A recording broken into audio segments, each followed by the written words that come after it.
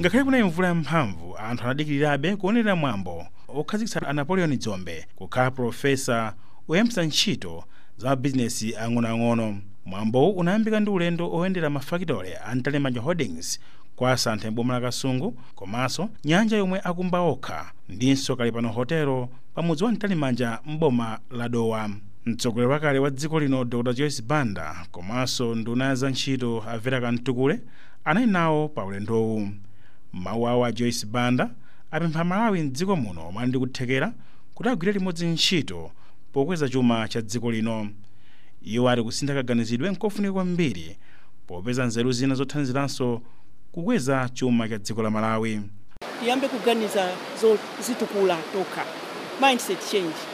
Ndiye ine ndipitirize kunena kuti sikuti tisinthe za nyuwaniya. Tinali pamene pakale ena fe tinakula choncho timauzidwa kuti gwirani ntchito kuti muzadi yethu kutalana. Naphunzira kwa Professor Dzombe inenso wina aphunzira kwa ine. Ndiye mindset change imene mukunena ino yokuti tikatangotanganidwa ndi kupanga zabwinonso pang'ono aliyense pang'ono Amalawi ambiri tiafiki. Nduna za ntchito Avera Kantukule ayamika Dzombe chifukwa chothandiza kusintha miyoyo ya Malawi kupyolera ku ntchito zosiyanasiyana za chitukuko zomwe zathandiza kwambiri poteteza umphawi m'madera osiyanasiyana a m'dziko muno. Iwo ati boma ndilodzipereka kwathunthu pothandizira ntchito za Dzombe. Tikuona kuti pali ntchito zambiri zimene zitapangidwe create chifukwa chonena kuti akupanga zonena kuti alimi ochokera ku Dowa, Kasungu, Nchisi komanso Lilongwe azipezeka zoti akagulitsa katundu wawo ku mafactory ngati amene ajawo. Zimene zonse ndi ntchito komanso atisangalatsa nena kuti anthu amene ajawo azalola kuti agule mashare mu kampani ngati imeneyi. Ndife tikuona ngati kuti zimenezo ndi ntchito zochulukira kwambiri. Mawu awo a Napoleon Dzombe omwe akhazikitsa kukhala profesa ati Amalawi ambiri alinako kuthekera kosintha zinthu m'dziko muno ngati atagwirana manja pogwiritsa ntchito zomwe ali nazo pokweza miyoyo ya anthu omwe akhala nawo m'madera.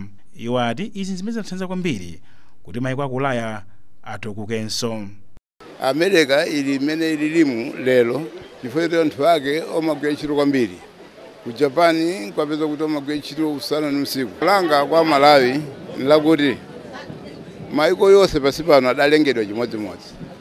Sono peza adalengedwa chimodzimodzi nono ake adzikolo maganizidwe awo magwidwe awo ntchito ndi amene adapangitsa kuti mayiko awo akhale amene alilimu. Ndiye njira yake suthawa kunoku nupita kumene zikuyenda kwa koma tisinthe komwe kwathu pogwira ntchito monga amene kufunikira. A University of Hebron mogwirizana ndi a National Association of Small and Medium Enterprises NASME pereka profesa kwa Napoleon Dzombe pozindikira ntchito zazikulu zomwe akhala kugwira zomwe zikuonekanso kwa anthu onse m'dziko la Malawi.